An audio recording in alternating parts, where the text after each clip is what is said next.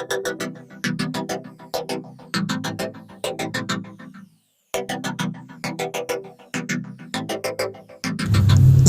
11.274 ASN dari 35 kementerian dan lembaga dan 5.716 dari TNI Polri akan pindah ke Ibu Kota Nusantara pada tahap pertama.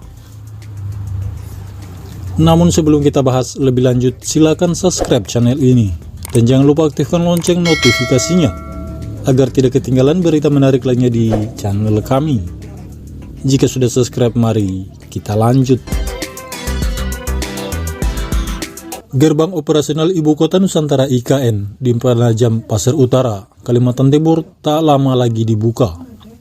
Merujuk pada tanggal waktu yang ditetapkan pemerintah, pada 17 Agustus 2024, IKN akan benar-benar dimulai dengan ditandai perayaan Hari Ulang Tahun Kemerdekaan Republik Indonesia ke-79 akan diselenggarakan di tanah ibu kota negara yang baru tersebut. Dilihat dari rencana itu, program kepindahan para aparatur sipil negara ASN juga sejatinya tak lama lagi.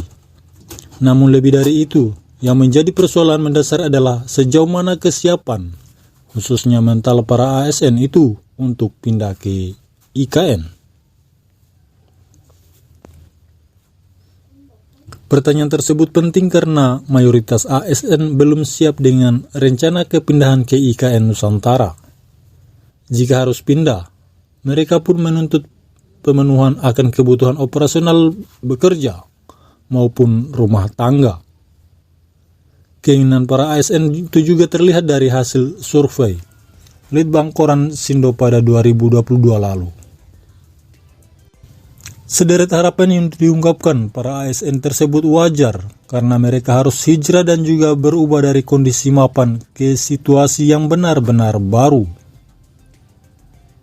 Menteri Pendayagunaan Aparatur Negara dan Reformasi Birokrasi PANRB Abdullah Azwar Anas belum lama ini menyatakan ada 11.274 ASN dari 35 kementerian dan lembaga dan 5.716 dari TNI Polri akan pindah ke Nusantara pada tahap pertama.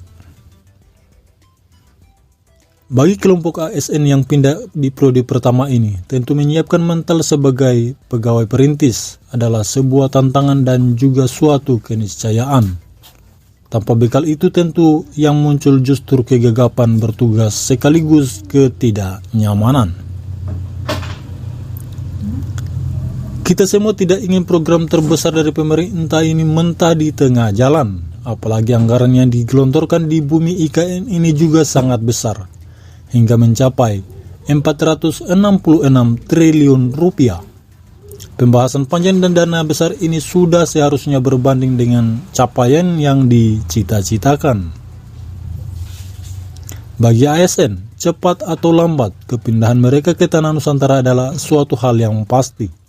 Setidaknya ini berlaku bagi sekitar 180.000 ASN yang direncanakan harus bergeser ke IKN hingga pembangunan ibu kota tuntas pada 2045 mendatang.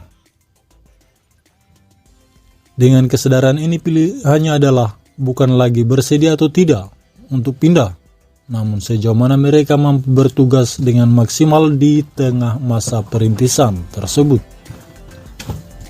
Di sisi lain, untuk tahap awal pemerintah harus menyeleksi ketat siapa saja yang akan ditugaskan, sebab sebagaimana dikatakan Menteri Azwar Anas, tidak semua ASN institusi pusat memenuhi kriteria dipindahkan ke IKN Nusantara karena terkait kriteria pendidikan, batas usia pensiun, kinerja, potensi, dan kompetensi.